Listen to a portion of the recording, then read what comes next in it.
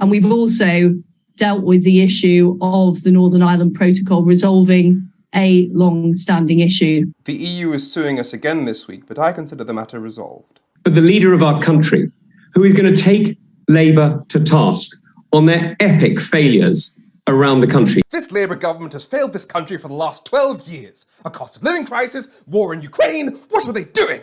They're facing real quality of life issues, the cost of living, the cost burdens of bureaucracy on business. It's been awful. Businesses have been really struggling to cope with the red tape and bureaucracy.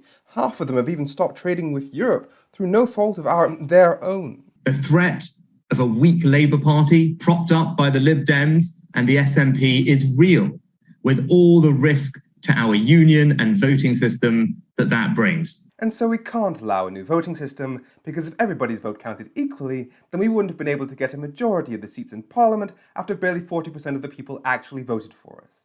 It is critically important that countries around the world know that we are there to protect those who cannot protect themselves and that we look after the vulnerable. Which is why we've been selling billions in weapons to Saudi Arabia, knowing they've been used to bomb hospitals and schools in Yemen, and have been training the Bahraini police officers who then go back to Bahrain and torture human rights defenders. I was watching Putin use migrants as weapons against Lithuania.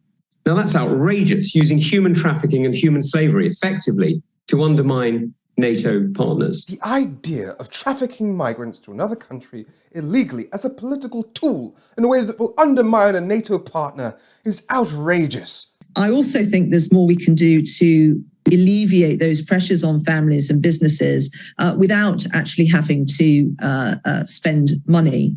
For example, if we really pursue some great ideas on tax simplification, the costs of those savings to businesses of being tax compliant are going to be considerable, and probably more than any handouts that the Treasury could come up with. Because we can't be spending money on these peasants begging for handouts all the time.